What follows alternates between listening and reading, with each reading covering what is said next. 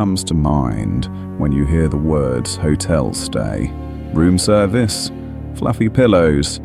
Maybe a minibar stocked with overpriced snacks? Or how about a blood-stained history soaked with death, serial killers, and mysteries that still defy explanation? Well, welcome to the Cecil Hotel in downtown Los Angeles. If you're looking for an overnight stay, one where the sheets aren't the only thing stained, then this is the place for you. So check in if you dare, because the bizarre but true story of the Cecil Hotel will give you nightmares.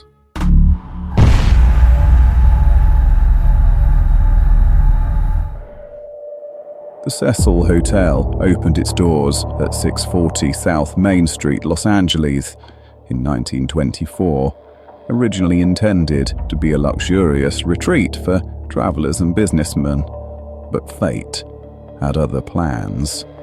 The Great Depression hit soon after opening, turning the once elegant hotel into a haven for drifters, criminals, and the down and out.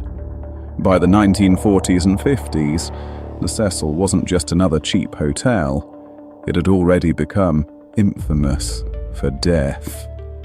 In 1931, W.K. Norton, a guest at the Cecil, died in his room after taking poison capsules. His was the earliest recorded death in the hotel, but it certainly wouldn't be the last. Over the next several decades, guests taking their own lives in the building became so common that in 2008, two long-term residents told reporters that the hotel had a nickname, the Suicide.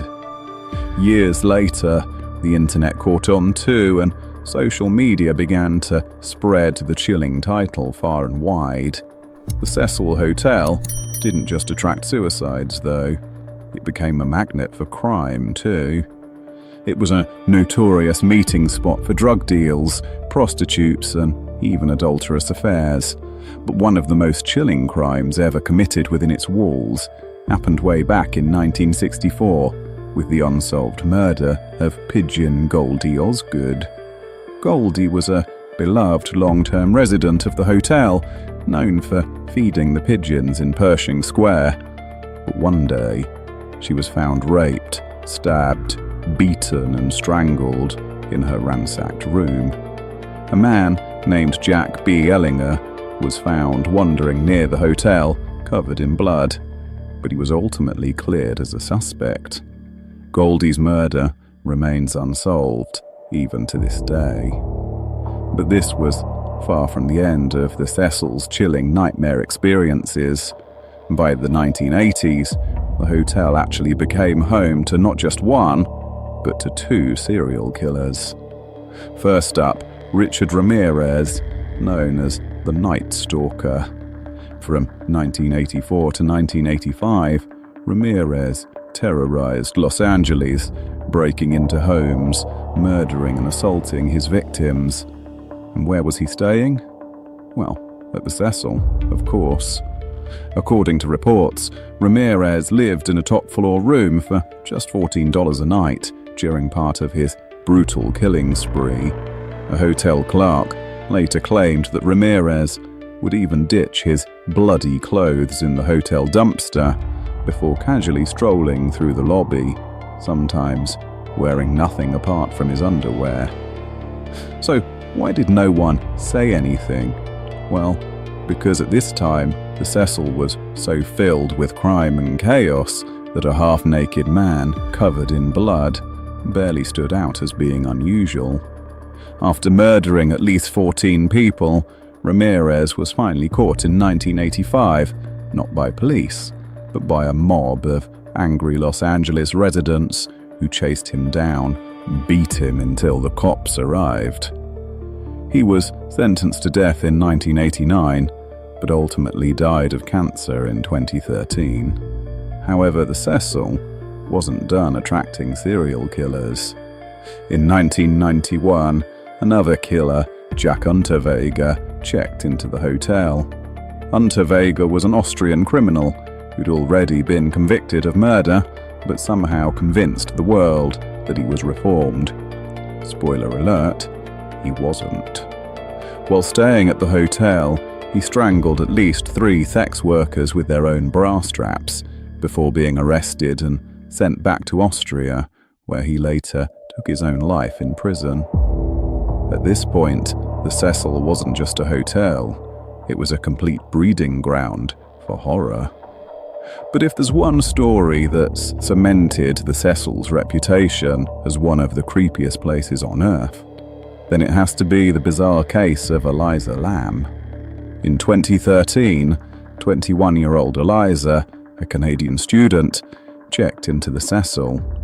She was traveling solo and she'd been documenting her journey online, but soon after she arrived, things became bizarre.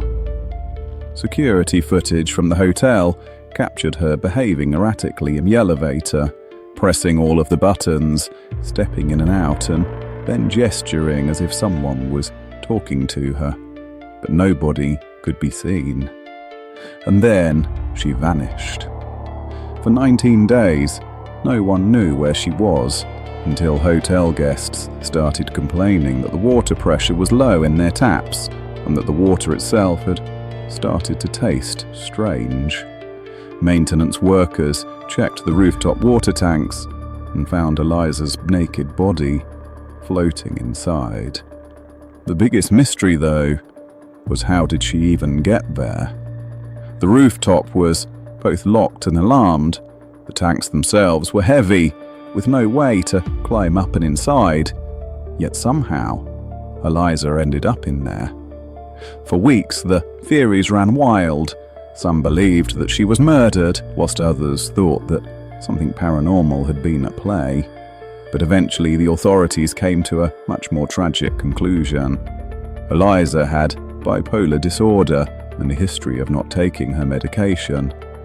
Police now believe that she experienced a psychotic episode whilst at the hotel and had climbed into the water tank on her own and then become trapped when the water level lowered. The coroner ruled her death as an accidental drowning, but that hasn't stopped the conspiracy theories or ghost stories and the lingering sense of unease surrounding her final days. In 2007, the Cecil tried to rebrand itself as Stay on Main, hoping to escape from its gruesome past reputation. But a fresh coat of paint was never going to be enough to erase nearly a century of complete and utter horror. Even today, the building remains a hotspot for eerie experiences, mysterious deaths, and constant police activity. Staff members claim that the building has seen at least 80 deaths in its time, and who knows how many more secrets remain buried within its walls.